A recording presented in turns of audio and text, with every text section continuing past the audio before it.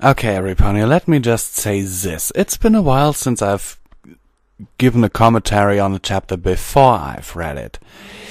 But, well, I have the PDF of chapter 9 open right now. And if you thought the other chapters were long, oh my god. The last chapter, chapter 8, with its over an hour duration, was only 29 pages. Yeah, only 29. Now let me put that into perspective. Why I'm doing this right now.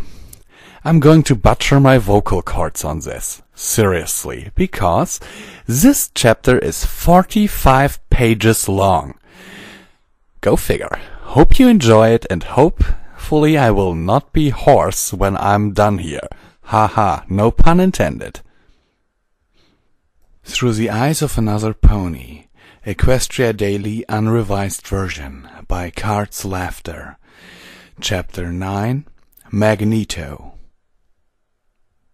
I opened my eyes, somewhat surprised that I had experienced an entirely dreamless night for once. Maybe I was getting used to all this insanity?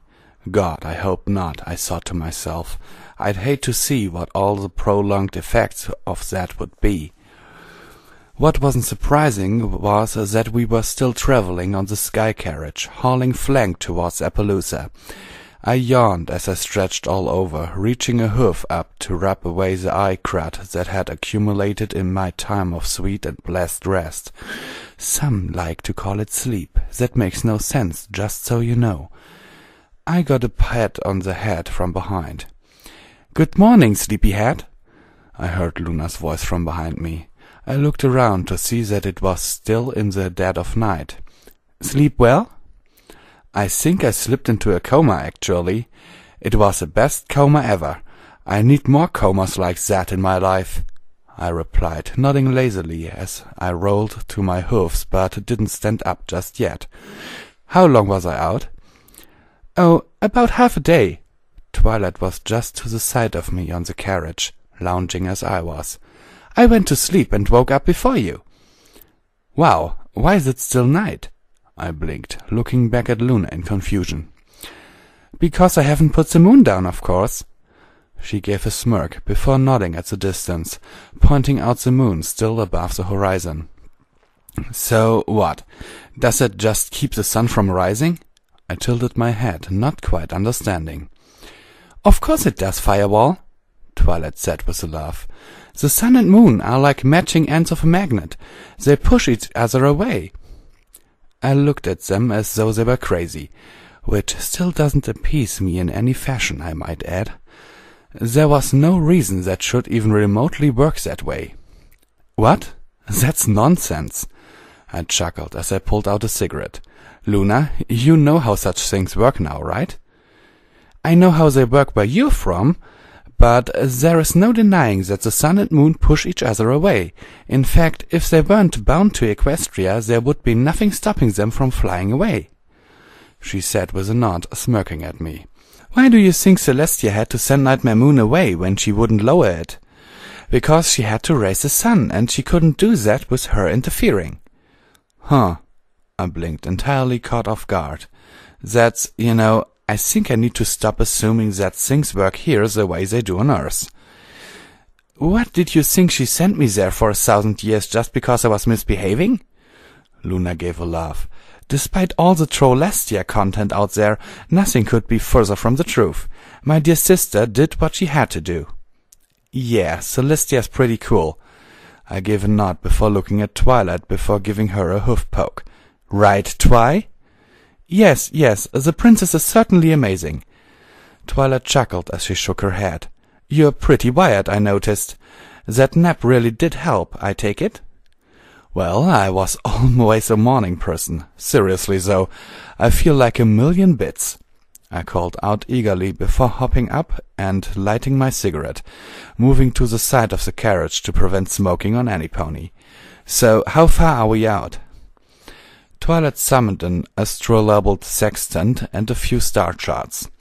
After a bit of compass work and using the stars as a location reference, she nodded and unsummoned all of it. About 6 hours. Road trips, cool, I can handle it. I nodded before doing a quick count and looking about frantically. Hey, where's Starlight? She's left to meet up with the train from Ponyville. Twilight gave a nod. Trixie led the shadow ponies in an attack on Ponyville as we began evacuating every pony. Luckily Stormwing made short work of the shadow ponies and Trixie was forced to run away. She let slip that soon Canterlot would also be under attack and that Luna would be their prisoner within the hour. She didn't know that I could teleport, I guess. A good thing, too. I got there just in time. I was totally baffled how you just showed up out of nowhere. I laughed with a nod. Good thing you did, too. If you had shown up any later, we might not have been so lucky. Like Hotshot, Luna pointed out with a bit of a timid grimace. We all stood in silence for a moment. None of us knew Hotshot especially well, but that didn't mean we didn't care. He had saved our plots, sacrificing himself in the process, and had every intention of doing whatever it took to help him get back to flying on the good side. I can promise you Twilight and Luna felt likewise. Still, I concurred, but was staying on the silver lining nonetheless. Your timing was appreciated, Twilight, even if it was a little terrible. I heard Luna mutter under her breath with a sigh. Twilight did not seem to have heard, and I was pretending to have missed it as well. Blah! I was still unsure how to approach this, much less make a decision. Actually, I arrived there several minutes before. I was simply helping the Sky Archons organize an efficient evacuation plan before finding you two. She modestly looked away and shrugged happily. Luckily, they were after you too, so the evacuation went off without a hitch. I just checked up on them a little while ago. The evacuees are all on a different train to Appaloosa as well. Does Appaloosa know we're about to triple its population? I asked with a nervous chuckle. Is there going to be plenty of space for every pony? Please, there will be enough of a workforce to help make plenty of room, Luna said with a roll of her pretty blue eyes. I know this will blow your silly human mind, but we create buildings in hours and towns in days. I can't believe it takes you all several years for a town to properly begin flourishing. Wah! I blinked again. And here I thought Japan was awesome for having built a single skyscraper in 6 days. Ponies are amazing. Yes, but you already knew that. Twilight gave me a knowing wink. I gave her an odd look before looking to Luna in confusion. She blushed a bit before smiling sheepishly. We've been talking. I might have mentioned a few things, such as irrigation. Okay, I gave a fearful nod. But that's not all, is it? Note, that wasn't a question. I was not asking. I was making a statement, because I knew the answer. And maybe a few things about human history? Nothing bad, though, she promised me, her smile becoming more and more sheepish and more nervous. For some reason I am not feeling a sense of relief. My eyes were widening already. In fact, it was a sense of doom that was setting in. Then she mumbled something under her breath that I didn't catch. Speak up, princess, I ordered, my eyes only getting bigger. May have mentioned TV. She tried to make it sound nonchalant. Guess what? She failed miserably. You didn't.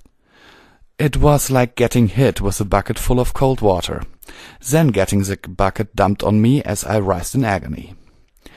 And MLP Fim, she blurted out, blushing brightly. Luna! My mind began to blue screen, errors popping up. It doesn't compute. And maybe a few ship fix, she cried out, taking advantage of my blown mind to get the entire confession out. What is wrong with you? Emergency switches were going off. The pressure was critical. If my skull had escape pods, my brain might have abandoned ship. As it were, it was forced to deal with it, much to my displeasure. And the human fascination with nudity, and the imaginative ways to portray it. She went for the coup d'etat. I blew a raspberry. Obviously, I'm reverting to childhood responses, because my mind was already overloaded. It was in the middle of a reset, and the ability to arrange vocabulary into audible sentences fashioned in a grammatically correct pattern was still quite out of order. Don't worry, Firewall. I now know why you weren't so quick to divulge everything to me, and I understand. You were just being cautious on my account, and I'm touched by your concern, Twilight replied in earnest, trying to make the entire situation feel nonchalant. It's a human cultural activity. Strange as it is to me, I do not judge you for your ways. It was how you were raised after all. May I ask a question, though? That sounds like a terrible idea. I was shaking my head. In fact, I'm sure I'm going to regret this. Go on. Do humans not have multiple genders? Twilight looked very serious. In fact, if she had not looked so serious about it, I'd have thought she was making a poorly executed joke. I cannot fathom how you come to wonder such a thing, but yes, males and females, just like ponies. I was still shaking my head, not wanting to think about where this was going. I'm just confused. Usually ponies, pair up, I suppose, with their opposing gender, Twilight said with a contemplative stare. As to humans, not that there's anything wrong with the alternative, I said, starting to become confused. Why do you ask? Oh, well, it seemed a lot of speculative fiction was... Twilight was starting to blush a bit, revolving around a lot of female-only pairings. I noticed that as well. Luna looked at me with an amused smirk. Why is that, Firewall? Oh, shut up, Luna, I groaned, causing her to burst into a fit of laughter. But I'm curious, she fox-whined in between her snickering. I face-huffed. I bet you are. Look, Twilight, best to describe it is like this. Humans think of everything, and I mean everything. The human imagination runs wild. If you can think of something, there's likely a human who's taken it 4 steps further and put ideas into some form of media that you can find on YouTube. What's you... she started to ask before I cut her off. Skip it. I shook my head. That's going to be an extremely long line of questions on an entirely different subject. The simplest way that I can put it is that you are a popular medium in modern human culture, which means there is nearly endless amounts of ways to speculate on every unanswered question about you, including your romantic preference and genders. Twilight blinked, utterly stunned by that last part. You mean... I didn't mention anything about her ships, smart guy. Luna held a hoof in front of her mouth as she began to laugh yet again. What? I began to panic. Twilight, ignore what I said. How can I? She shook her head. What? That's just... I don't have time for a relationship. I'm too busy with studies and... Oh, humans are so weird. I thought Pinkie Pie was strange. Okay, let's just drop this subject, I cried, still panicking. Hell, I even broke out into a sweat. Humans are strange. That works. Let's just go with that. I looked at Luna. She was still sputtering mirthfully. I gave her an annoyed stare, which only made her erupt into an uncontrolled guffaw. Reflecting back on this, I think it's fair to say all she needed was trollface.jpg, printed out on paper and taped to her face to complete the effect. It took her nearly an entire minute to calm down, but that didn't stop her from staring back with a huge shit-eating grin on her face. Apparently she forgot there was only enough room in Equestria for one smartass.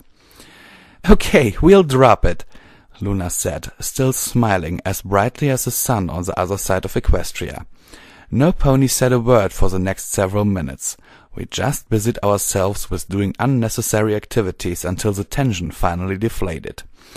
Just as I turned to say something, not patient enough to fly in silence for so long, Twilight actually slipped the first word in. So, who am I often paired with? She asked, trying to look halfway uninterested. Unsurprisingly enough, Twilight makes a terrible liar. The damn indigo alicorn actually lost control of the stupid, I didn't really mean it was stupid, I love the ASCA, carriage as she doubled over in laughter. We began to plummet, causing me to panic for an entirely new reason as I clung to the side of the carriage. Twilight snatched control of it in shock as I pressed my face into the side of the coach and just whimpered. "Kill me, just kill me now," I murmured, my words drowned out by Luna's laughter. And it was like that for 6 more hours. I will tell you all, Twilight doesn't have many flaws. In fact, she's just got only 3 that I can name offhand. The first is that she's obsessive, compulsive to a fault on certain matters. The second I will tell you later. The third, she is insatiably curious and has no inhibition when it comes to learning anything about anything. I'll just skip the details and let you know that it was a difficult 6 hours. I'd never been so happy to see Appaloosa in my life, which made sense since I had never seen it in person, in Pony, before. Now, just to set the scene, I really wasn't interested in taking the time. I was just ready to get away from those two. We all know what Appaloosa looks like by day. Multiply its population, though, and it's a mess with a rainbow of ponies running everywhere. There were dozens of ponies swinging hammers in buildings and workbenches, all to accommodate their new guests and more to come. I'm sure I would have reflected on just how perfectly communist it all was if I wasn't so preoccupied with my upcoming getaway. George Orwell would have loved Equestria. If you don't know what it is, look for the book Animal Farm and you'll see why. Hurjal literature. Land! I jumped off the ASCA, and what was quite possibly my least enjoyable sky ride ever. Sweet freedom! With that, I ran away from Twilight and her incessant queries. I know I'm not a perfect pony to be around, but man, you get twice started and she cannot stop. I mean, she tried. She really did. But Luna was there every time to toss in a subtle comment to get her started on something entirely new. It was the greatest trolling ever. She was a master troller. A pony has no business being such a master troll. The only thing she didn't do was look at me and go, "You mad brony?" "I'm sorry!" I could hear Twilight calling out to me apologetically, though it was difficult to make out between Luna's gasps for air. In my mad dash to escape, I was tackled. Anyone else sensing a theme here? Is that how ponies say hello or something? By a pink organism with pink hair and a blue eyes. Yes, it was Pinkie Pie, hugging me happily with an excited squeal. My reaction was to try and get the number of that bus that ran me over. The local Department of Transportation would hear about this if it was the last thing I did. "No name!" Her thrilled shriek pierced the air, causing every pony in Appaloosa within a 2-block radius to stop what they were doing and smile. "Now we can get to name you!" Now, mental Jen, I'll have you know, I didn't panic. I calmly waited out the throttling hug. I started to black out for a second, surprisingly enough, and smiled as Pinkie Pie disengaged. "Pinkie, Princess Luna named me already." I broke the news to her as plainly as I could, not beating around the bush. Now, I thought she might be a little sad, maybe have a Pinkamena moment, or just explode in a pink jealousy rage. The last thing I expected was for her to gasp before hugging my neck with the strength of Hercules again. "That means you're hers now!" she squealed, bouncing as she desolated my vertebrae in her titanic embrace. "I'm so happy for you! She can afford the really expensive scratching posts and all the cupcakes you would want!" "Pinkie," I squealed as my vision began to lose focus. "I'm happy too. Let me go." "Okay." She laughed as she released me before honking my nose. "Honk! What did she name you?" "Firewall." I coughed out my answer as I sat back. "That's great! Is it a wall made from fire?" She stuck her tongue out at me sarcastically. "What does it mean?" I started to say. "Wait until I get to tell the girls," she interrupted me before turning around and running down the street. Okay. I scratched my head as I watched her fade into the distance. I continued on down Main Street and turned into what looked like the local watering hole. I was surprised when I looked at the bar to see Stormwing and Rainbow Dash standing at the bar, the way ponies normally stand, for there were no bar stools, and having a drink. I got all excited and scampered my way over to them. "Salutations, Firewall," Stormwing murmured as I approached, able to see me without even looking my way. He gave a half-hearted wave, causing his armor to ring a tad when he set his hoof back down. "Hmm?" Rainbow Dash looked over her shoulder, smiling as she caught sight of me. "Hey, Starlight said you would be arriving today. Congrats of your name, tough guy." "Thanks." I gave her a large, goofy grin, holding up my hoof, which Dash laughed at before bro-hoofing me epically. "You just got in?"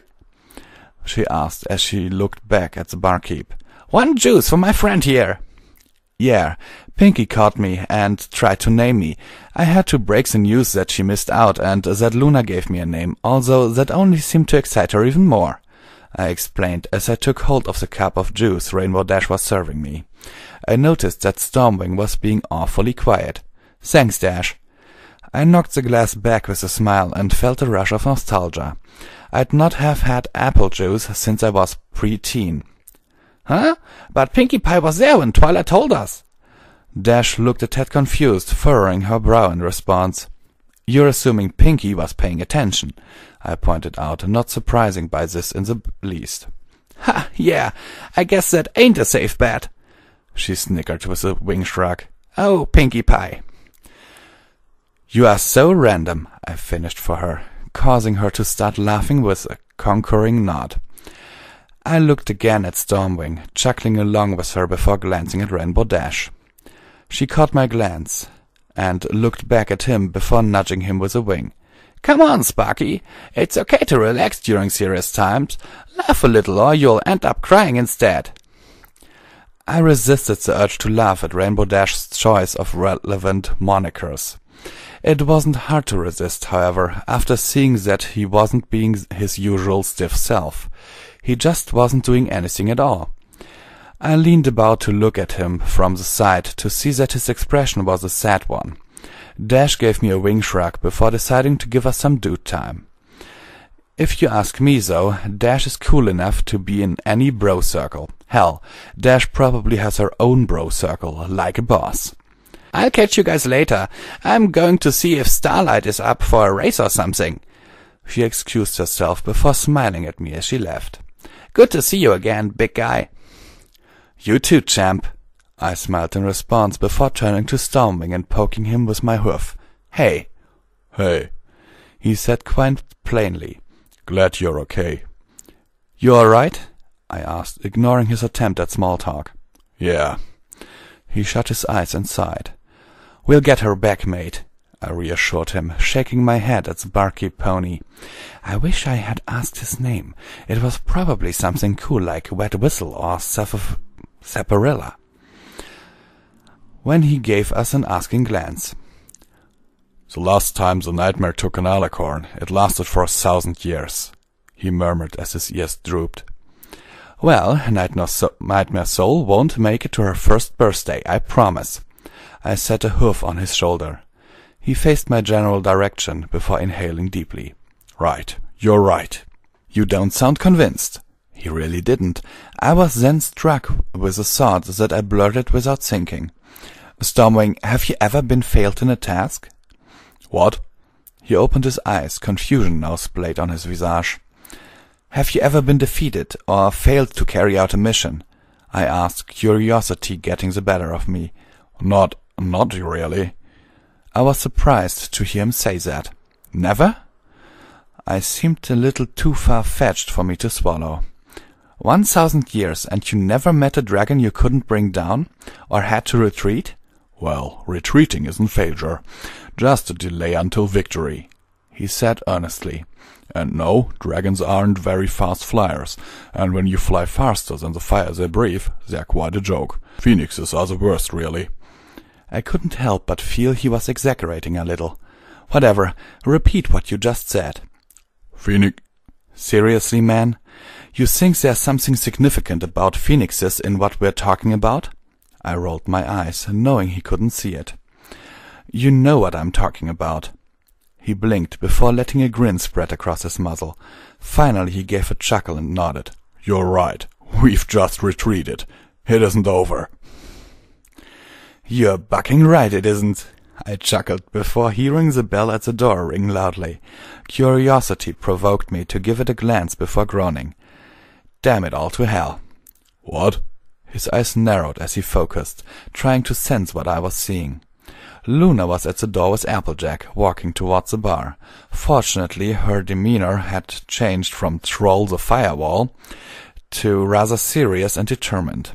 As they approached, I caught a bit of their conversation. And Braben says we should be able to house every pony for today, but we'll need him to chop down some of our orchards to take care of the ponies from Canterlot. I think they'll fuss about the rough living, though. Applejack explained as she smiled over at me, acknowledging me with a nod as she continued to speak to Princess Luna. I gotta say, though, between you and Twilight managing matters, things'll be going down swimmingly, I reckon. I plan on it. Luna stared through me, pensively murmuring her reply. Go ahead and take whatever you need from the orchard and clear as much land as you need. Tell your cousin he'll be compensated as soon as order is re-established. And if any of Canterlot's citizens give you any grief, you send them straight to me. I'll straighten out any pony that thinks he or she is more deserving than any pony else. Your Highness. Stormwing turned to her with a bow. I'm glad you're safe. Likewise, Captain. Just Luna will do. She huffed before looking to Applejack once more. Any other question? No, Your Highness. She replied instantly, not thinking about what Luna had just said. By the light of... You call me anything but Luna again, and I'll have Stormwing give you combat training for a week. She face-huffed as she shook her head. And trust me, I've seen what the Sky Archons go through. There's a reason there have only been 50 Sky Archons in 1,000 years. Every pony cries on their first day. Stormwing pointed out with a smirk, supporting Luna's argument. Sorry, ma'am, Princess Luna, Luna. Applejack looked rather intimidated, her face turning red. It was rather surprising. The only time I'd ever seen her sweat was when Pinkie Pie gave her that god-awful stare. That scare you, Applejack? I asked with a laugh. Well, shoot, yeah. I saw him fight off that big-headed show pony, Trixie. She nodded vigorously. It was none too kind neither. She's just a stupid unicorn with a load of chaotic magic. She doesn't even know how to use it properly. He scoffed, a bit of his pride showing through. Honestly, you probably could have taken her on your own, Applejack, strong as you are. Well, I'm not much for fighting. Applejack blushed a bit more as she stammered. Her modesty was quite endearing. Anyway, I'll see every pony later. I need to help to get everything ready for the ponies on their way. Got to see you again, Firewall. Be grateful and such. Not every pony gets named by the princess after all. You'll stay safe now. Trust me, she's made up for it with other shenanigans. I waved at her as she turned to leave. Peace, AJ. We all watched her leave for a moment before Luna spoke up, looking back my way with a smirk. Still bitter? I am so bitter that I'm too dark for chocolate, I huffed irritably. Ah, but you seem so sweet. She teased before laughing, glancing at Stormwing. Did every pony make it? Yes, Your Highness, he responded with an affirming nod. Stormwing, she cut her eyes his way. What did I just tell Applejack? As long as I'm your captain, you will be my princess. His voice sounded as though he was willing to get in a fight over the matter. I've no problems promoting Starlight, you know. At least she can drop formality when I order her to. I couldn't tell if she was joking or not, but I could tell that Stormwing didn't find it funnier either way. It made sense that they had conflicting personalities. After all, Luna isn't formal in the least, and Stormwing was nothing but strict order and discipline. Wah wah wah! I stepped in between them as Stormwing set his jaw, ready to hash it out on the spot. Really, you two are being stubborn on a stupid matter. Let it go. Stormwing, learn to relax when ponies are trying to be relaxed. Luna, don't escalate something so pointless just because some pony feels strongly about an idea that opposes yours. Butt out, Stormwing growled as Luna stepped around me. This doesn't concern you, Firewall. She snapped at me before looking at Stormwing, her eyes narrowing in determination. Her voice was suddenly shifted to a higher volume and a stronger tone. Are you questioning my orders, Captain Stormwing? It suddenly came to me that she sounded almost exactly like Celestia. Like her sister, she was showing that she could leave no room to argument, and Stormwing had picked up on it just as I had. He glared for a moment before lowering his eyes and bowing yet again. No, Your Majesty. Then you use my name when I tell you to. You're an example. If my own captain doesn't follow my orders, then why should any pony else? She clarified, her voice still firm and above reproach. Is that clear? I blinked in shock. Luna really knew how to step up to the plate whenever she needed to. Yes, Your Majesty, he replied, remaining bowed. Marvelous. Now, how are you today, Stormwing? She asked, raising her head and staring down her nose at him. I am well, Luna, he answered forcibly, looking as though he was going to be sick. Good. She cantered over to raise him up. Without warning, she suddenly pulled him into a hug, catching every pony off guard, and for several seconds no pony said anything. Even all the other bar patrons were staring at the two of them in shock. Their nosiness shook me from my stunned gaping, causing me to glare at them all. I don't like nosy people or nosy ponies. Take a picture, Jack Ponies, I shouted at them, causing all of them to quickly go about their business. Thanks, Fireball, Luna murmured, before breaking the hug and looking down. She began whispering softly. Look, Storm, we know I'm not used to leading. I'm going to need your help.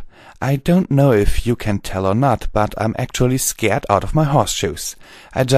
You took care of my sister while I was gone, and now I need you to take care of me as I do my best to fill in for her. Stormwing's stunned expression faded into regret before steeling itself in determination. He nodded with a dire look on his face. I'm sorry about the attitude you're... Luna, I promise you've got nothing if not my support. Thank you, she said with a deep breath, sighing it out and giving a yawn. I need a rest. I've placed a spell to hold the moon in place. If it starts to move, come wake me up. Sleep well, Luna, Stormwing offered politely. She smiled at him, then looked to me expectantly. Still bitter, I reminded her after a moment of awkward silence. Go to bed, that's all you get. But... She pouted, sticking out her bottom lip expectantly. I had to look away. Even if she was a primary source of annoyance, she had mastered the art of cute and undeniable pouts through thousands of years of having used it on Celestia. Please? Now why does he get the magic word and I get the royal talk down? Stormwing huffed irritably. Shush! She ordered, before looking at me one last time. You're going to hurt my feelings! Perish the thought! I held my hoof to my forehead, as if were succumbing to a fit of the vapors. Whatever shall we do? Hey! I heard a small voice come from beneath me. We all looked down to see a tiny yellow pony with red hair and a large pink ribbon in the back. Luna and I both gasped, recognizing her right away. Y'all can give the princess due respect. She's just asking for a good night after all. Applebloom! I gasped, going parallel with the floor to look her straight in the eye. You are adorable. Where are the other crusaders? What? How do you know my name? She stepped back, entirely unprepared for such familiarity. Are y'all a wizard? I was barely able to restrain myself from squealing at her. Luna proved she still had no self-control in that department, and had to cover her mouth with the hoof as she chuckled. Stormwing looked at the little filly and promptly turned back around to the bar. Some pony doesn't like kids. Me? I love kids that are right around that 6-year-old stage, especially when their parents actually had the balls to keep them straightened out and such. Long story, trust me, you don't want to hear it. But I'll be nice enough to share my name, so we're even. I'm Firewall. I did chuckle a bit before smiling at her. So you think I need to be nice to mean old Luna, eh? Y'all can't call the princess mean, she protested, glaring at me adorably. I almost picked her up and ran around the room with her just out of impulse.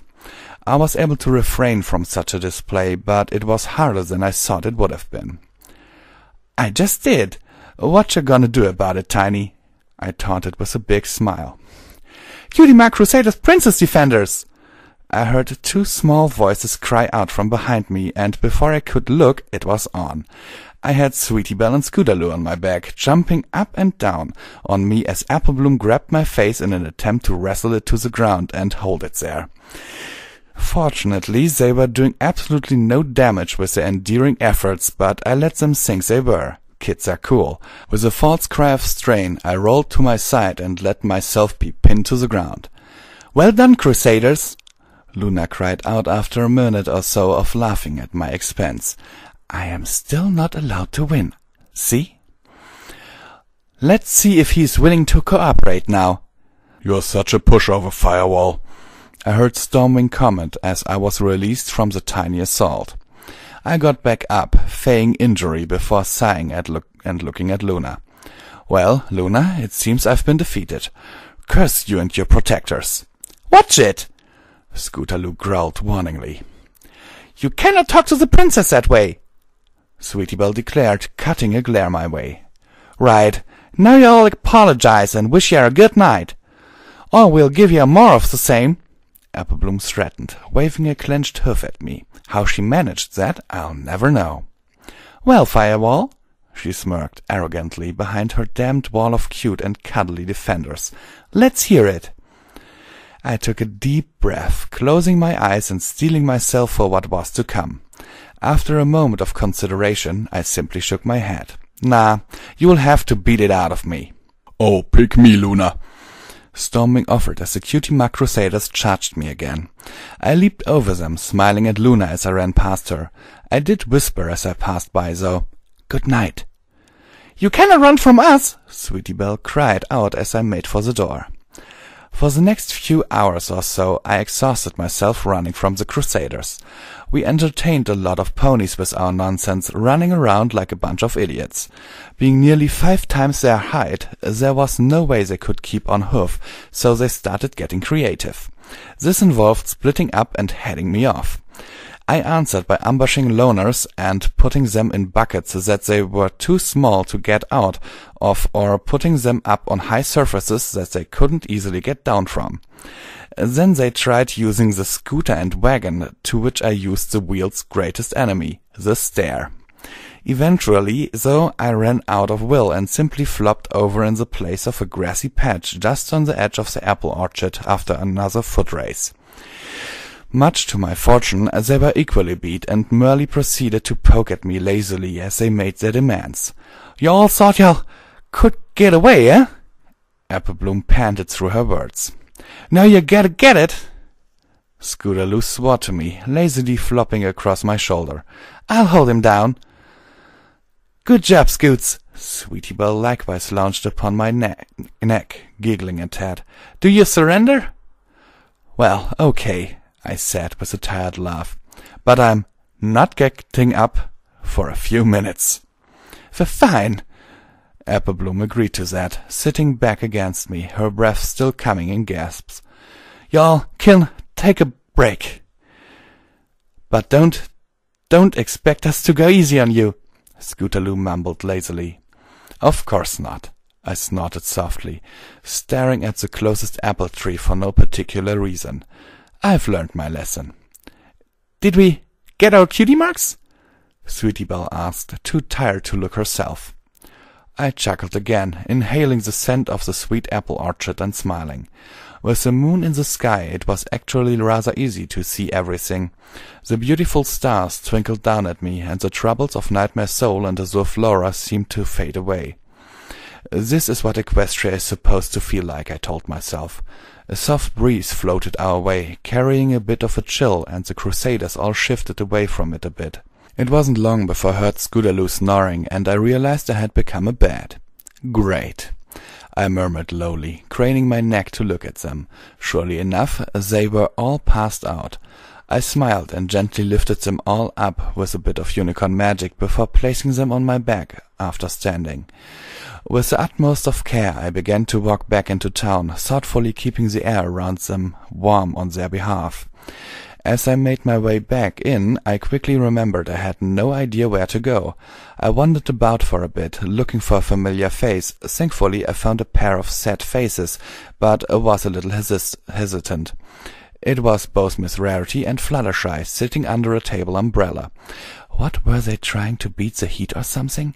Avoid a moonburn? With a candle illuminating them as they sipped at their beverages.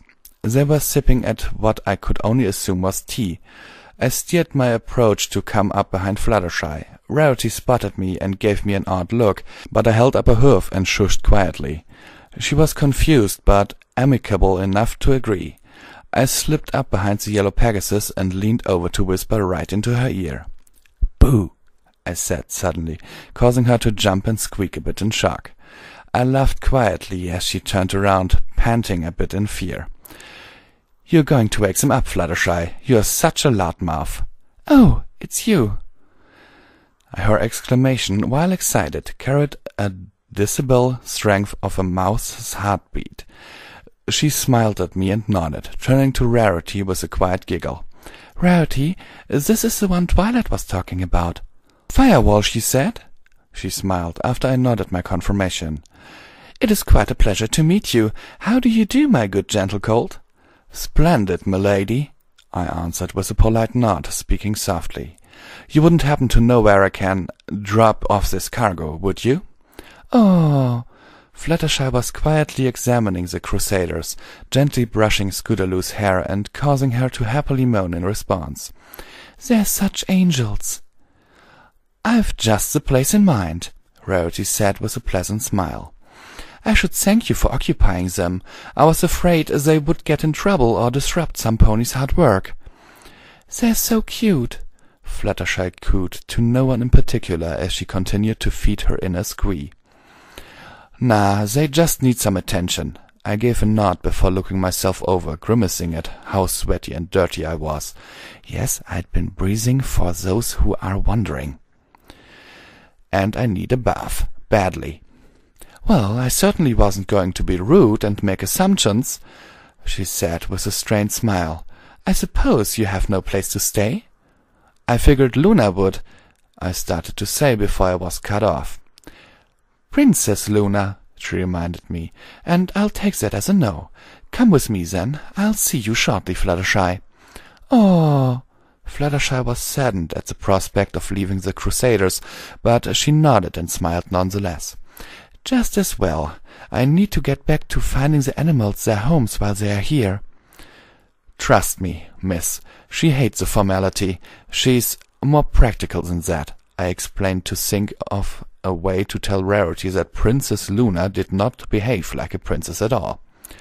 "You sound as though you've spoken with her," she smiled, looking back at me as she led me through the streets to one of the recently constructed homes.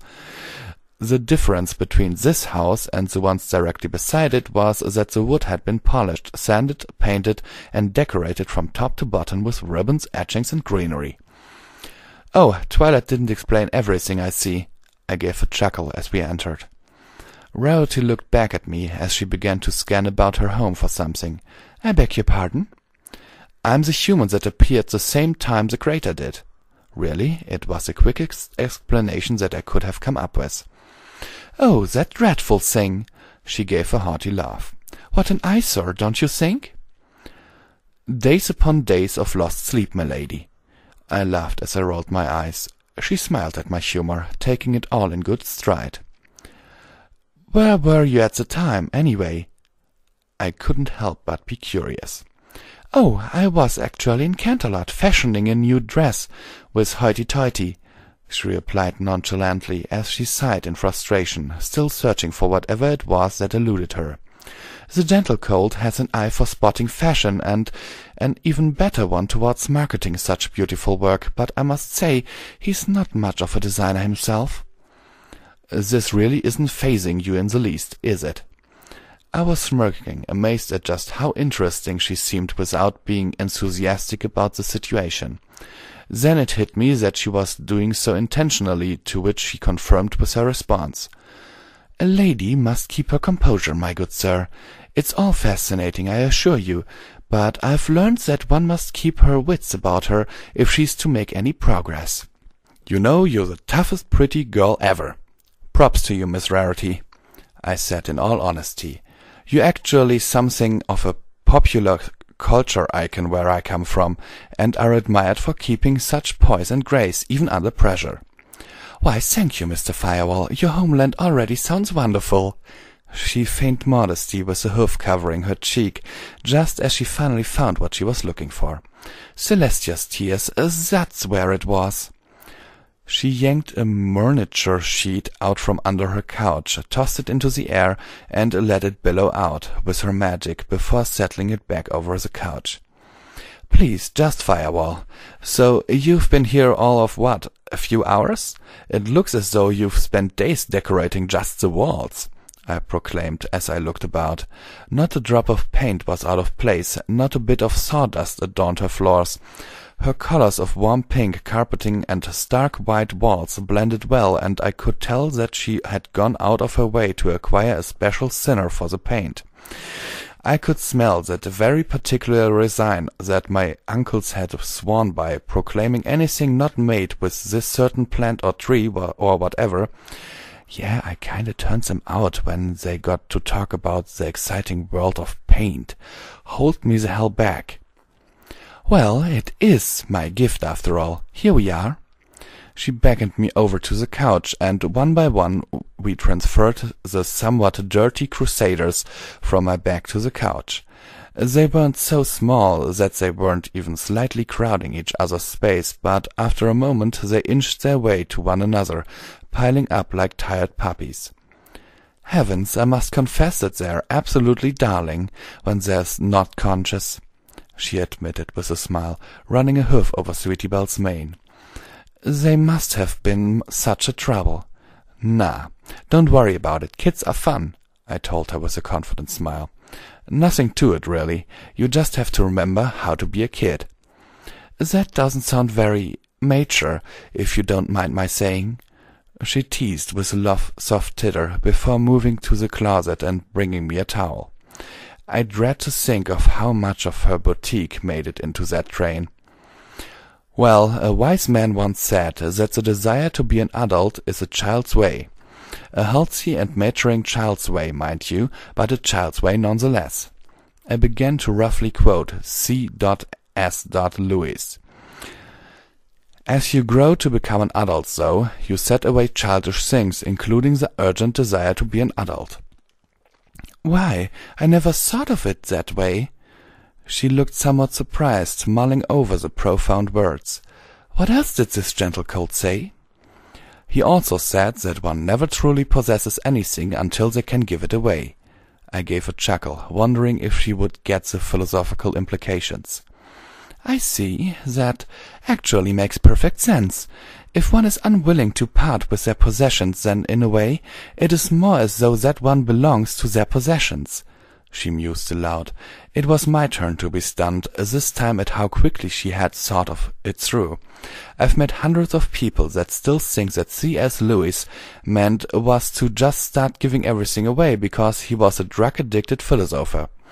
Before I could comment on how much she had impressed me, Rarity rushed me along. "And speaking of possessions, you will find my washroom behind you. It's very clean, and you may use whatever you like, but I simply ask that you put everything back where you found it." "Thank you, Miss Rarity. You truly are the element of generosity." I gave her a sweeping bow, simply because I was aware that she would appreciate the somewhat dramatic effort. "Not at all, my dear. After all, you saved one of my best friends." She shushed me with a prize-winning smile. "It's the least I can do." "I did?" I gave her a puzzled glance, stopping just at the bathroom door. "Oh, you don't remember? Rainbow Dash was saved thanks to your efforts, Firewall. She reminded me with a nod. It must be quite a heroic life you lead, if you so quickly forget about the ponies you save. Ha! Not so much. Wow, that seems so long ago, actually. It's only been a week, hasn't it? I smirked, somewhat surprised at how the time was flying, yet it wasn't moving so quickly after all. Indeed. Now run along, we can chat later. She gave me a dismissing wave of a hoof. I will look after the girls.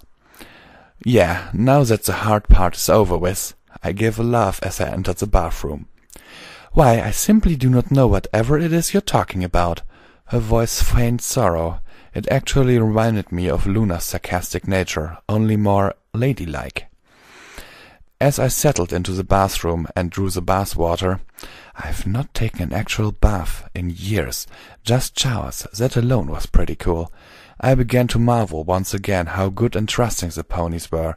Rarity's generosity truly did touch me, and while she wasn't my favorite of the main six, she was definitely the one I could grant the most respect to. I've always been able to look up to the truly independent and consistent for being able to take the heat and still keep everything in their life together. Parasprite attacks included. I'd never seen Rarity panic for a long time. I didn't get the impression that she was just naive and didn't understand the situation, but that she knew to keep on keeping going. Finally, I let myself sink into the steaming hot water and sighed, submerging as much of me as I possibly could. I shut my eyes and relaxed, suddenly aware of all the aches and bruises for the first time in a long time. "Feels good, Pony," I murmured to myself, getting an unexpected interruption. "Having a good time?" "Oh, good, you're here." "You're happy to hear from me?" "Not at all, but I do think it's time that you and I had a heart-to-heart."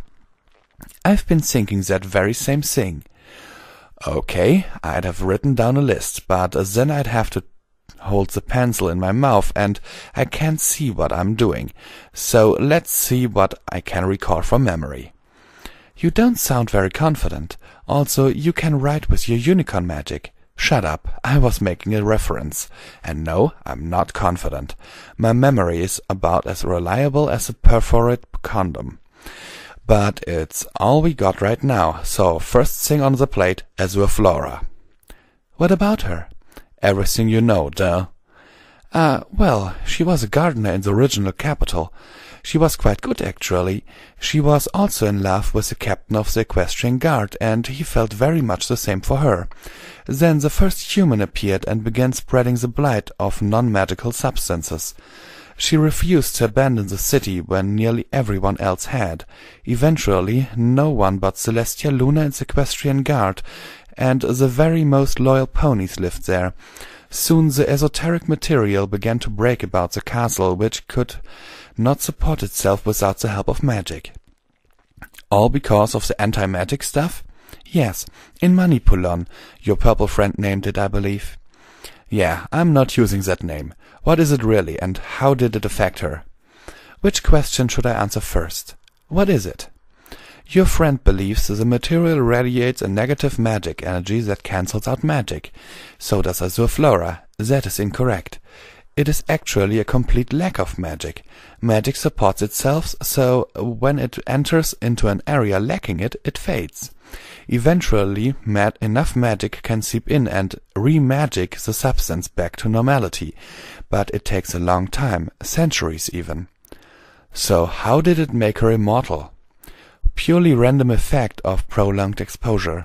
With enough time away from magic, one's body can have strange reactions when refamiliarizing oneself with it. The truly interesting development, though, is that her ability to manipulate the immanipulable material with her mind. How can she do that? There's no magic to work with, right? Who knows? Perhaps she's a psychic. Or perhaps the lack of magic allows her to exert a different kind of magic.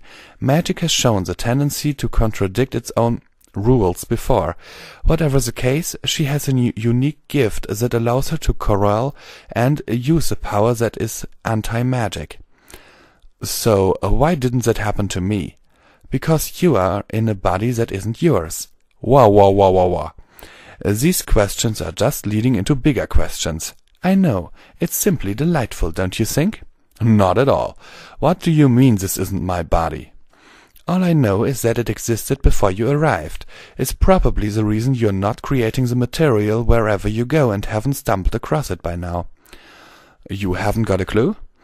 Well, I know it was created magically. Unicorn or not, no pony can breathe anything besides air. That explains a lot, I suppose. What about the cigarette box? What about it? Why does it never run out of cigarettes? Same reason apple crates never run out of apples if you take them one by one. This land is magical. Every last thing from the dust in the air to the Paris sprites. It's easiest to assume that if it works a specific way on Earth, it likely doesn't work that way here. It just feels so surreal at times. It rarely makes any sense. It's not supposed to. It's magic. It is beyond the rules of reality. So Equestria is built of magic, down to the brass tacks. Indeed, every living thing depends and supports magic in an entirely metaphysical ecological system, not unlike that of Earth and its still inhabitants.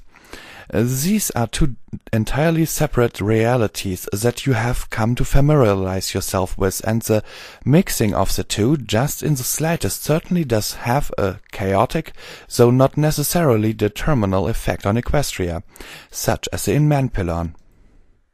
So humans do create this stuff? Oh yes, Flora has the right of it, to be sure. She's no fool. She believes that you are a very real, very dangerous threat to this world, and in some ways you are. She's seen what can happen firsthand, and she will stop at nothing to remove you from her beloved Equestria. I see. It's a sobering thought, is it not? Extremely sobering. But why am I not shedding this crap everywhere I go? Well, it's because humans do not simply cause the material to simply appear, at least not in vast quantities. It has to be done willingly or a significant amount to be created. Wait, what? How does it work? I do not think you can perform the act in that form. It's something about a human's field, if you must. You mean how all living things on Earth emit a small amount of electromagnetism? Yes, humans can actually control this field. If one does this on Earth, nothing discernible happens. This is because the entire planet is emitting an electromagnetic field of its own, and that field overpowers the human's field. Here, however, it is not unlike a Pegasus focusing electromagnetic to make lightning. The difference is when a human exerts this force, rather than manipulate the magic, it focuses it instead, pulling it out of the surroundings of the focal print. So it condenses magic by taking an area of magic and pulling it into a single spot. A perfect explanation. Magnets. How do they work? And how do you know any of this at all? Oh, well, that is a rather personal question, you see. Why do you want to know? Because I need answers on just what happened 1,000 years ago. Where were you? It wasn't just a simple story of Celestia and her team versus a nightmare, was it? No. Then tell me what happened. Are you sure you... Tell me what happened. You are very determined, I see. Very well. Keep in mind, this may not be something you want to hear. I'm a big boy, I can take it. We shall see. A human came to Equestria 1,000 years ago, like you. He knew of the existence of the Equestrians and was extremely fond of them and their ways of life. He wanted to be a part of such a utopia, but never expected he would obtain the chance to experience it himself. Then the impossible happened. He was brought here by a powerful being that simply wanted to do him a favor, or so it said. The human, being a trusting fool, took the being at its word and threw himself into the society of Equestria. Though his appearance did make matters difficult at first, it was not long before he was lovingly accepted as a part of the whole. He brought such new ideas and ways of thinking, helping to advance the entire kingdom through simple suggestion. It was not long, however, that the human noticed that occasionally the Equestrians found themselves at the unforgiving mercy of predators, assailants, and those that would take advantage of the innocent creatures. The human, enraged by such events, thought of Celestia and Luna. He proposed the idea of militaristic protectors. Celestia was appalled by the idea and refused. Luna, however, saw the potential of equestrians, and that could defend themselves and others. Wait, Luna met the human? Why hasn't she said anything? Oh, that will become clear eventually. Where does the anti-magic come in? Shall I tell the story or just answer your questions? Fine, point taken. Good. Now keep in mind, this all took place within the first few days. Not even a week had passed during this time. He did eventually learn how to focus magic by accident, and quickly discovered that the results had consequences, and minimized the use of his dreadful power. As I was saying before, Celestia was against the entire idea, but when Luna showed her support, she reluctantly agreed. A group of Pegasi, unicorns and earth stallions, immediately jumped at the idea of being able to protect loved ones. Who wouldn't want to be a hero after all? How did that work out? Swimmingly at first. However, the equestrian guard was not enough against greater threats. Celestia and Luna often had to resort to the ancient magics of the elements of harmony, but they could not be everywhere at once, and the elements of harmony were not meant for such frequent use. So then the human decided stronger, more powerful warriors were needed. After considering his options, he chose Pegasi as if the most exemplary subjects for testing, as they would be able to respond to any threat from towering hydras to malevolent dragons. Sky Archons. You're starting to put it together. Yes, a single Pegasus volunteered. The rest were too afraid when they learned that the process might alter them beyond what was normal. But this one was willing to dedicate his entire life to being the shield of Equestria. Sound familiar? Sounds like Stormwing got a lot of his daddy in him. I take this was Winter Sky? You are doing so well now. Yes, Winter Sky was the first Sky Archon. However, it was a process that created him that caused the first wave of the dreaded material. Fortunately, the human had made preparations. Thus, the situation was well managed. Being that this would be his first attempt on focusing magic into a being, he had taken every precaution that he could think of, but fortunately it was unnecessary. It worked wonderfully. Winter Sky was a powerful Pegasi that defended Equestria for the next several years with stunning success. Even Celestia considered her thoughts on the matter after watching the selfless pony in action. She showed her approval by making Winter Sky the captain of the Equestrian Guard, and every single pony looked up to him in awe. The captain of the Winter Sky was Azure Flora's You're getting good at this, Firewall. I'm impressed. Yes, Azure Flora and Winter Sky were very much in love. Having known him before his change, she treated him as she always had, and he looked soulless in that. Equestrians, as a race, only craved simple, happy lives. Even now, that mostly remains the same, with a few exceptions.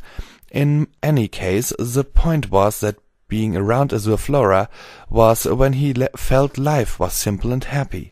Therefore, he proposed after a short, customary courtship. There was quite the celebration when their wedding was announced, followed by the news of an oncoming child. Holy bits, she's Stormwing's mother!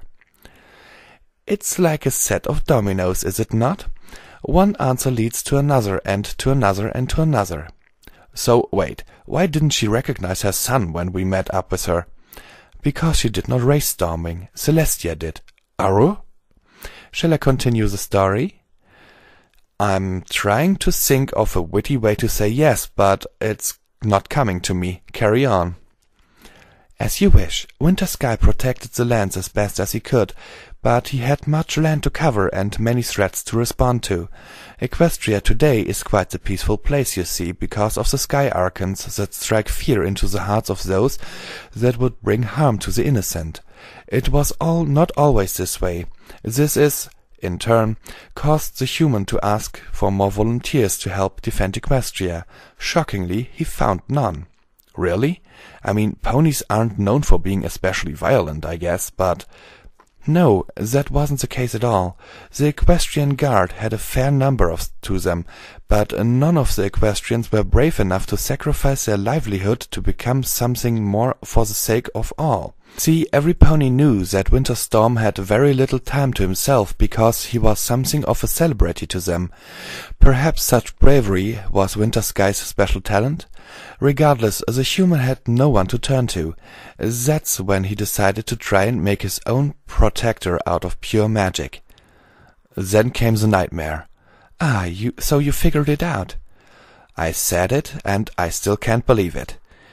"Oh, but yes, the human approached the princesses about his idea, and since his judgment had been so trustworthy in the past, they approved and even assisted him. During the middle of the night, on a full moon." Was the full moon significant? I mean, really. "You're quite possibly the most difficult audience I've ever had to deal with." "Then stop trying to distract me and sell it to me straight." "Fine. He created a being of shadow and power to fight those that would hurt Equestria far and wide. And he failed. Not because he executed it purely, but because he had drained the entire capital of its magic in doing so. When the nightmare took form, it knew nothing but pain and lashed out in response. It was a creature of magic in a place that had no magic to give. Only the elements of harmony and Winter Sky resisted the magical extraction." "Princess Luna and Celestia?" "They were not harmed, but they could not use magic. Winter Sky, however, was likely resistant due to the fact that his power was given to him by the very same human. Or perhaps he was stronger than the princesses. One can only speculate. I doubt he was stronger than Celestia. You say that, but the princesses are leaders, not warriors. It is true they are powerful alicorns, but they are not omnipotent, nor are they beings of a divine nature. Whatever, irrelevant, continue." "Very well. The nightmare lashed out, its young mind already scared by immeasurable pain. Winter Sky moved to defend the human and the princesses, but he soon learned that his foe was beyond him. The princesses, void of magic, were unable to spark the elements of harmony. So how did it end?" "Have you not guessed?" "I've an idea. Go on." "As I told you before, during our last talk, Winter Sky made the ultimate sacrifice. The human distracted the nightmare by draining away some of its magic, doing his best to help. Now somewhat unraveled, the nightmare lost what little sanity it had left and struck out at its creator. The human, wounded, was forced to retreat as Winter Sky begged the princesses to take his magic to use the elements of harmony. At first they refused, knowing that it would bring about his premature end. Free of distraction, the nightmare dove into Luna. Celestia tried to save her sister, but was unable to do with no magic at her disposal. I think that was the day that Celestia finally understood that being a leader meant that sometimes one had to do things she did not like in order to serve the greater needs of others. Winter Sky begged her to do what she had to do before all was lost, and with a heavy heart she relented, using his magic to spark the element of harmony. It was too late, however. The elements of harmony are meant to be used by ponies working in harmony, not one alicorn trying to carry the burden of two. The folly of the human, the folly of Celestia, and the folly of Winter Sky resulted in both Luna and the Nightmare, then known as Nightmare Moon, being banished to the moon rather than cleansed of her curse. The elements became dormant and powerless, suffering from such improper use, where they would be reborn 1,000 years later. I'd tell you what happened then, but I think you've already seen that. Wow, now we're rewriting history. Or rather, replacing the rewritten history with the truth. Come on, man. How do you expect me to swallow all of this? I expect you to make up your own mind, Fair Firewall. You have no reason to believe me more than you've any reason to believe anyone else. However, you bring me questions and I bring you answers. Take them at your discretion. Okay, what happened to the human? He begged Celestia to send him home. He wanted to get away from the equestrians before his influence could harm them again.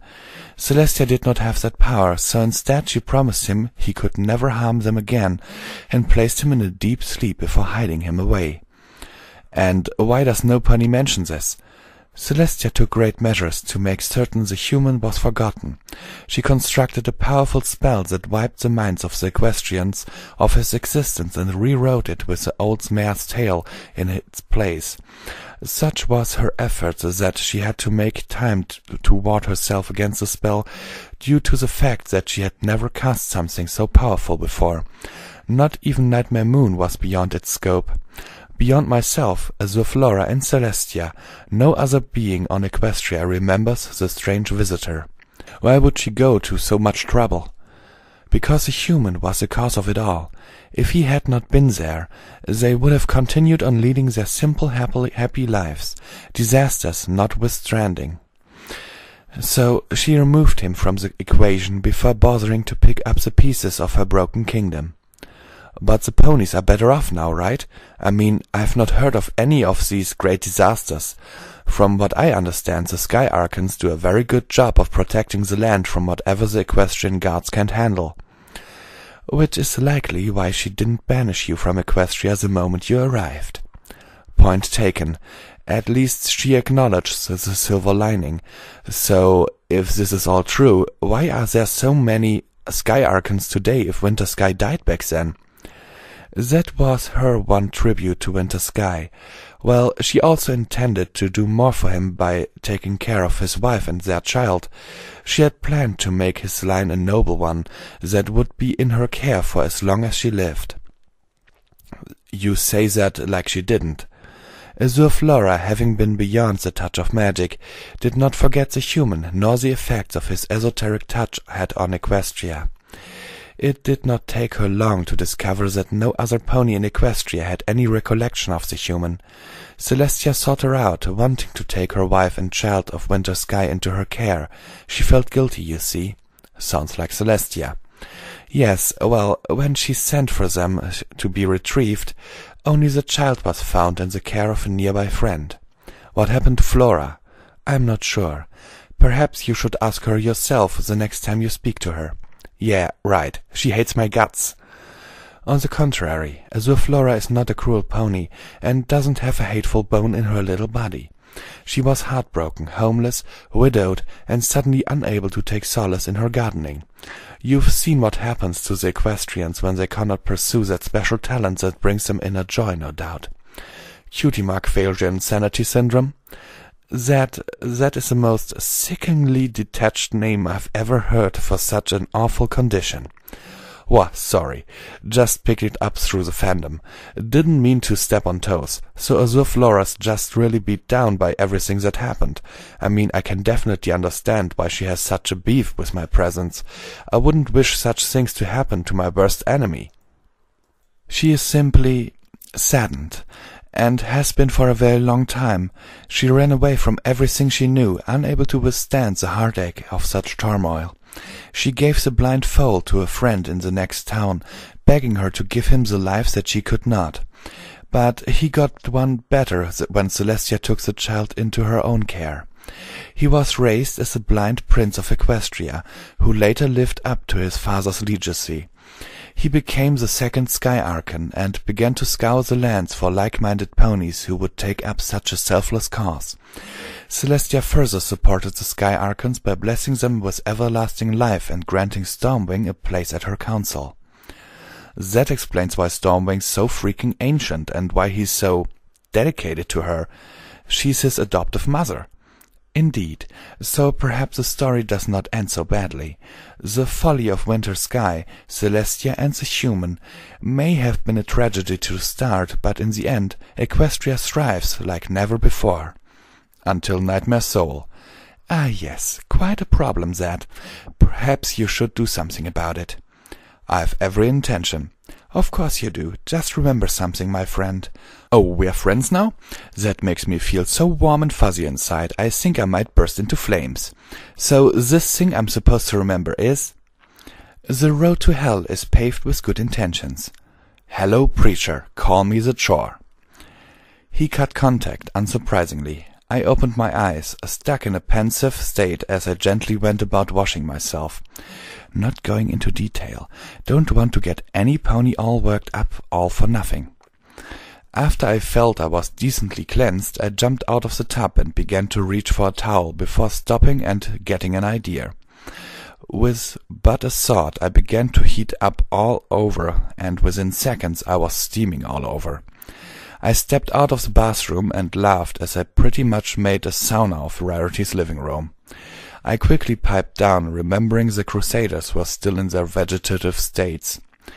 I walked over and resisted the urge to squee down at them, settling for just a happy smile. I decided to go outside and see what I could do to help all the hard-working ponies outside. It was pretty easy, actually. All I had to do was locate Twilight, who instantly decided my talents would be to take her new magic torches that lasted for several days at a time and go put them all over the town to help illuminate the area. This may come as a shock, but Appaloosa isn't exactly small. So it actually took me a good hour or two to take care of that, and shortly after my stomach began to rumble. I was craving some fried chicken. This made me sad because I couldn't exactly go slaughter a chicken and clean it in front of every pony before throwing it in a vat of boiling oil. I'd horrify the shit out of them, no doubt. So instead I hunted down Applejack and got directed to the food line that had once been the saloon I was in earlier. Nothing really out of the ordinary going on, unless you count Soren stuffing his face full of some apple pie. I wanted to go say something to him, but really, I was having a good time just chilling out. I scanned the crowd of ponies for any faces I recognized and was surprised at just how many names I knew.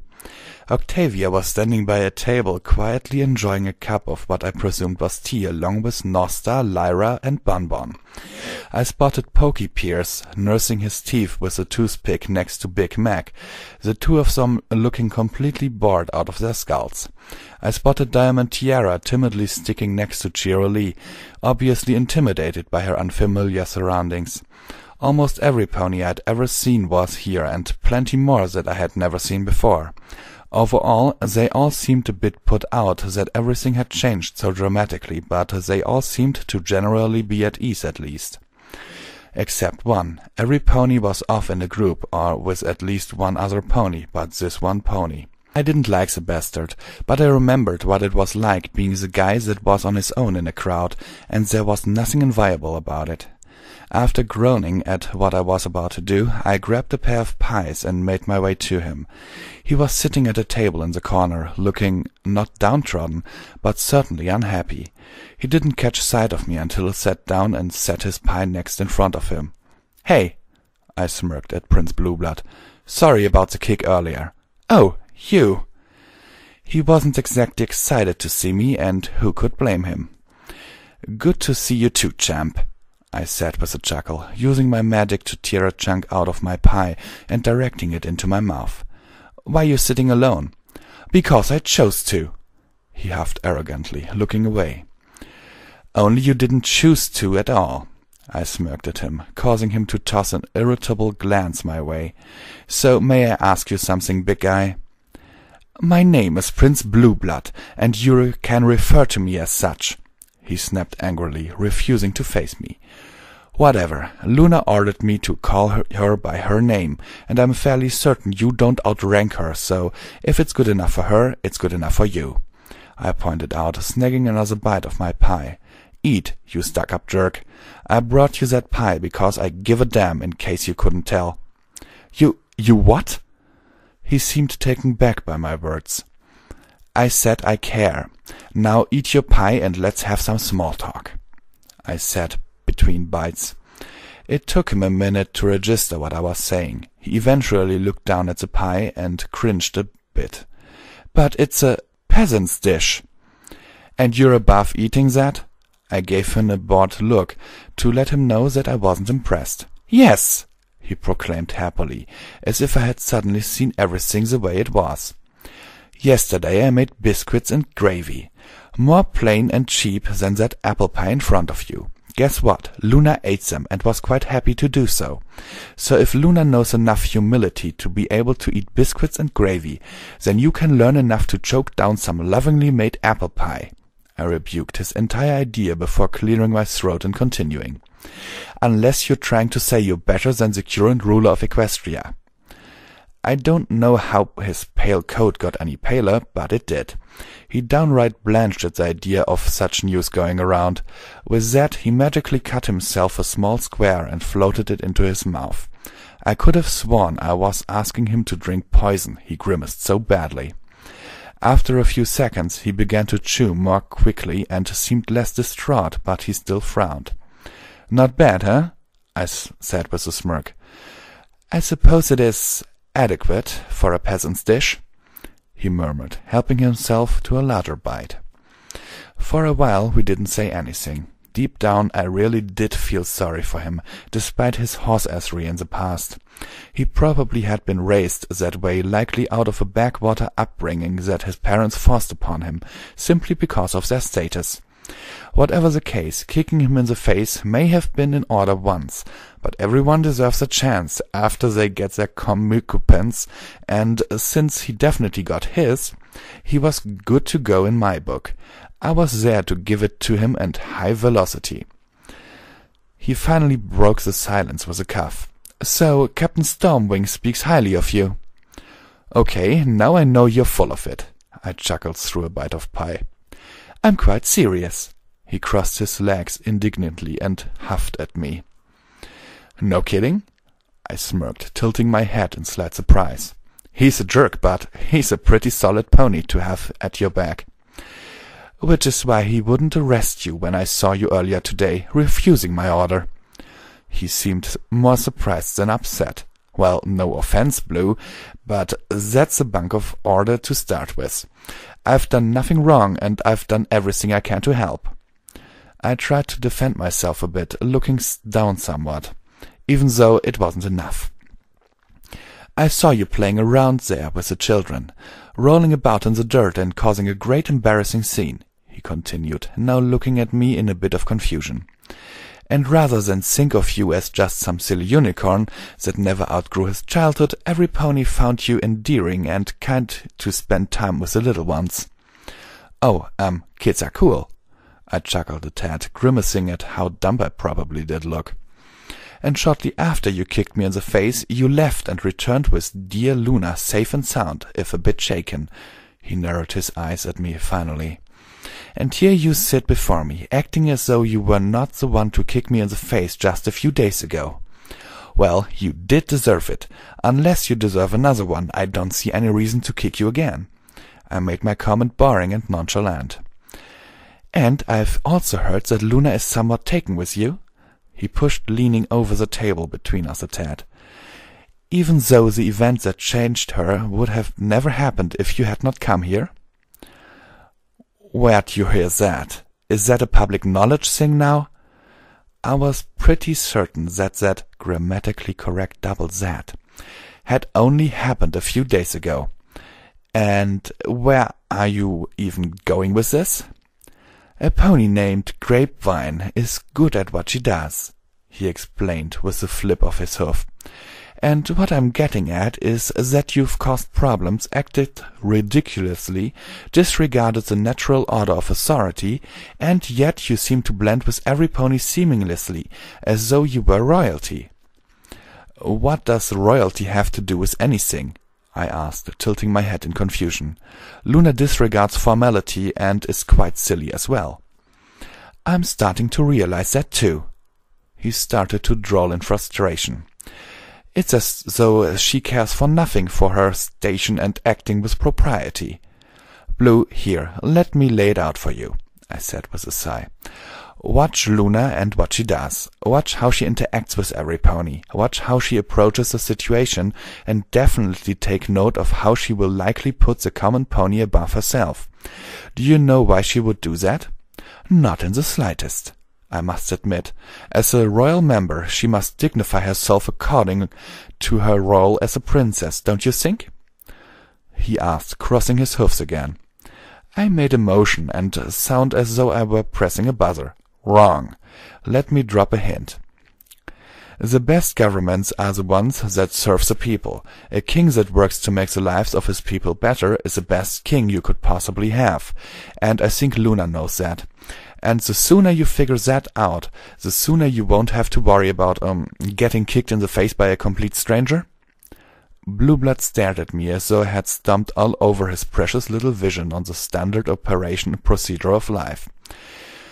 His jaw was somewhat hanging, and his eyes were staring right through me. "Look," I said with a chuckle, "I'll put it this way. Royalty is only as valuable to the people as he makes himself. In the eyes of every pony, rarity is more valuable to the people for helping to save Equestria from Nightmare Moon.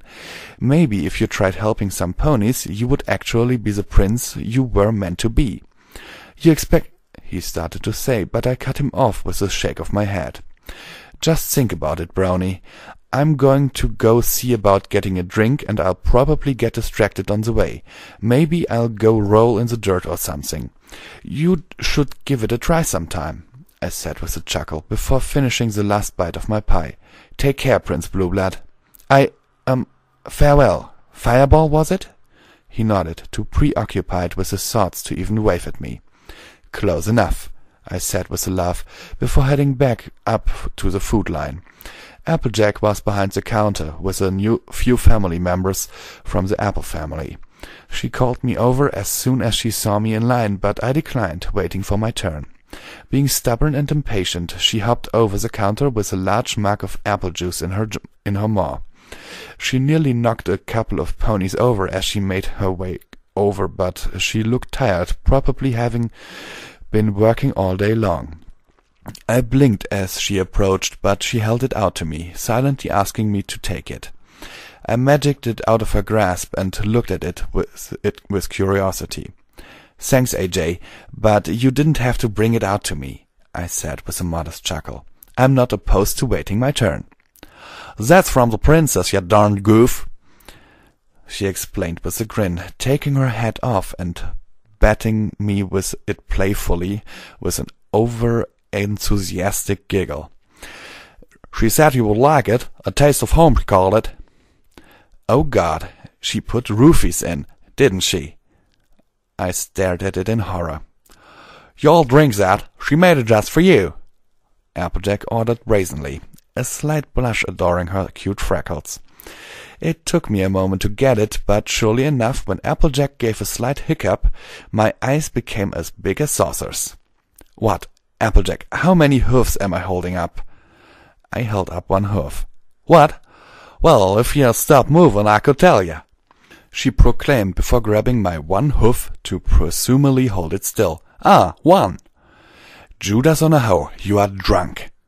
My mind was blown. Super blown.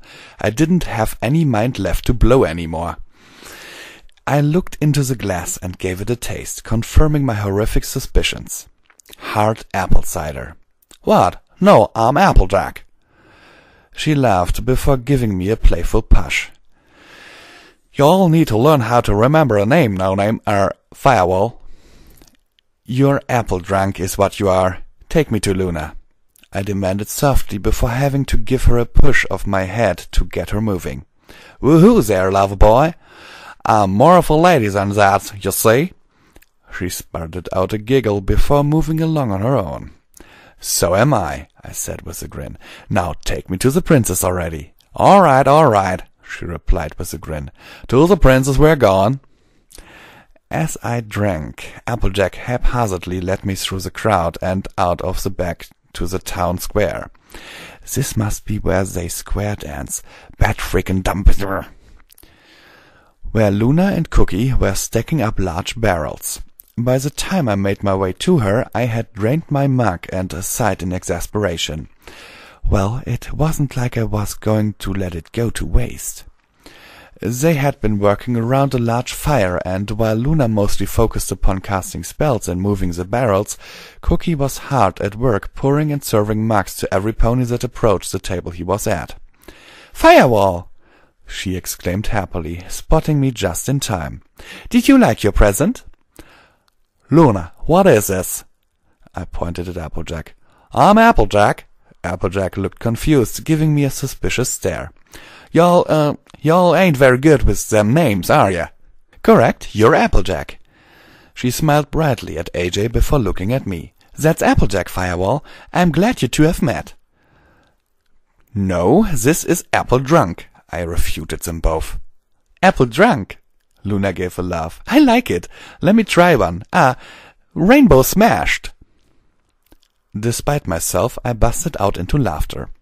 Then came another laughter versus stoic moment. Stoic was pretty damn sure that getting ponies drunk during such dire times was a bad idea. A very bad idea. Laughter, on the other hand, liked him some drinking and silly phonetic play. Rare tipsy? I said before shaking it off and putting my serious face on. This can't be a good time for this, you know. Why not? She asked with a happy smile on her face. What if Nightmare Soul attacks? I asked with a suspicious look. Duh. With the moon up? Ha! She's not stupid, trust me. I'm not going to be drinking, so I'll be able to watch over the town. She insisted with a nod. So have fun, here. She took my mug and filled it back up from a nearby tapped barrel. If I had any reason to doubt, I wouldn't do this, Firewall. She handed it back to me with a smile. Trust me. Fair enough, I said with a nod before letting my mind wander to ponies that could use a drink. I instantly thought of Starlight and began to wonder where I could find her before getting distracted by Luna's poke. What's on your mind? She asked. Apparently my face was reflecting my thoughts. Nothing really. You know, I wouldn't think alcoholic beverages existed in Equestria, I said with a hesitant laugh, taking my mug and taking a swig. Not that I'm complaining. They don't, she said with a proud smirk. I just searched the chemical composition of hard apple cider and figured we could all use something to take the edge off. So they do exist. And you are now more OP than Twilight, I said with a laugh, smiling as the relaxation sensation of alcohol sat down into my shoulders and began to spread. They do now, I suppose. She gave a wing shrug, still smirking. And thanks, I guess? Our conversation was interrupted by a crash, specifically Stormwing's crash. He had landed right in front of us, and I looked up to see Rainbow Dash pointing down at him, laughing hysterically. Stormwing got back up, and I was shocked to see a telltale blush upon his face. "This apple juice tastes funny," he murmured before reaching out to grab my mug, which I held away from him. He grabbed at the same spot a few times before blinking in confusion. "Wait, I can't sense anything anymore. I'm blind." "Holy crap, Storm! How many times have you had—" I laughed, as I handed him a new mug, which shut him the hell up. So instead of directed a question to Luna. "And how many did you make?" "Well, there are a lot of ponies here, and I didn't want any pony to feel left out." She motioned to the entire stack of barrels behind us. That was a lot of hooch. "What part of 'let us get the entire town smashed' sounded like a good idea to you?" I exclaimed, half laughing, half serious. "The part where Captain Stormwing finally lets his hair down?" She pointed at the Archon as he got back up and shook his head a bit. "Granted, that does sound like a good idea, but still," I gave a chuckle, holding out a hoof to steady the poor idiot as he nearly fell back down. "You play a dangerous game, Luna, a very, very dangerous game. You like it?" She winked at me slyly, causing me to blush a bit, I'm sure. "Maybe a little," I countered with a smile, winking back. "Firewall," Stormwing murmured, leaning on me a bit. "If you say I love you, man, I'm going to drop you and leave you here," I warned him with a poke. "No, what? What? No, nothing like that. I need help getting out of this armor," he said with an enthusiastic nod. "Please?" "Yeah, sure." I looked up at the still cackling Rainbow Dash. "Hey, Dashy!" "Hey, Firewall!" she called back, doing a lazy slow loop. "Rainbow ponies are the best ponies," I called out to her. "I know, right?" She laughed as she descended. "So, what's up?" "Can you find Starlight for me? She needs to have one of these." I pointed out to the mugs on the table that Cookie was working at. "Maybe a couple even. Could you get her some? She probably feeling a little down. Very down, actually. Promise me, okay? She just lost some pony close to her." "Oh, well, yeah. That I can do." Dash's enthusiasm was only outdistanced by her seriousness on the matter. She gave a salute and blazed away, leaving her signature rainbow trail behind her as she flew. "How do you do that with no sunlight? Equestria, why you know like physics?"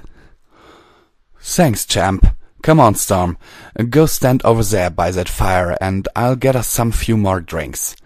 I gave him a shove, and he nearly fell on his face before complying. As he planted himself on the log, I turned to Luna.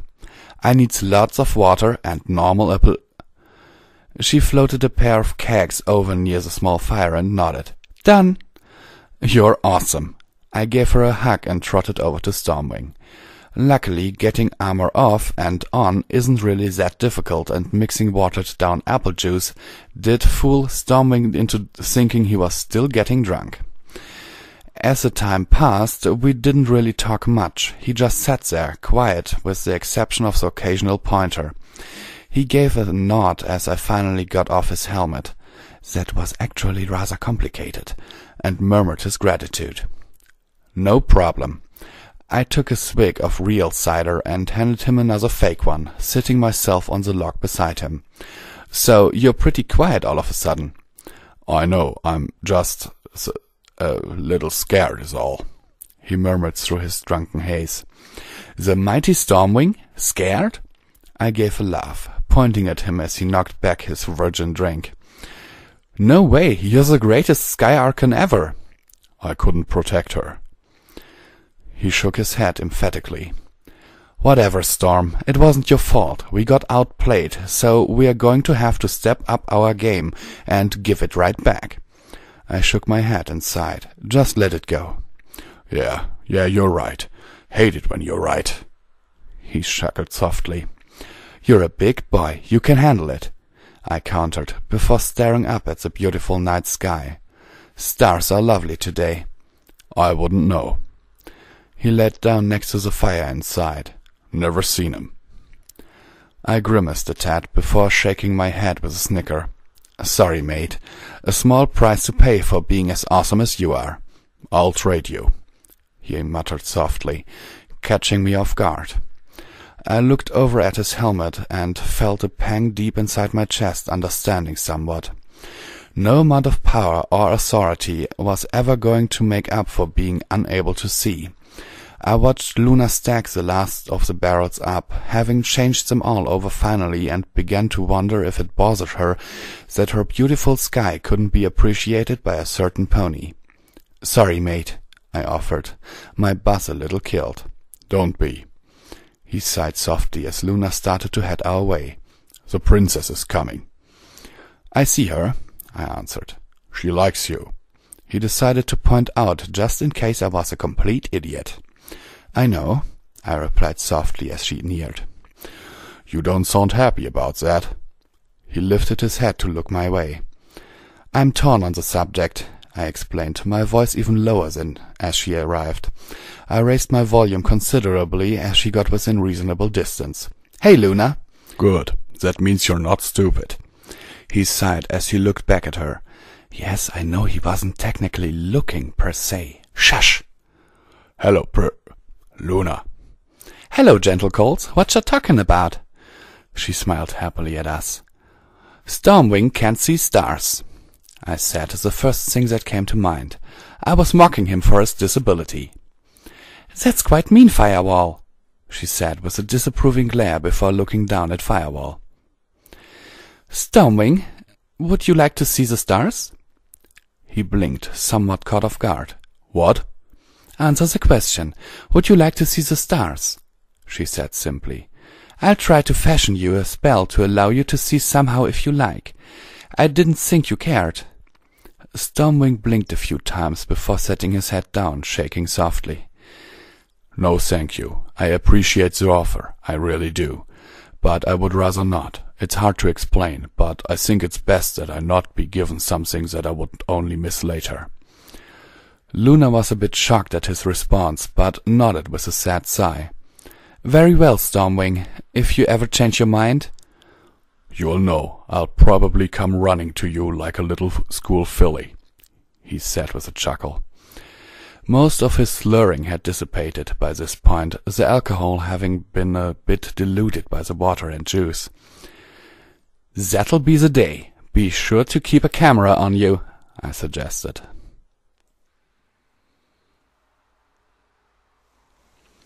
Wow, okay, this wasn't that long. Not as long as I had anticipated. But, well, there you go.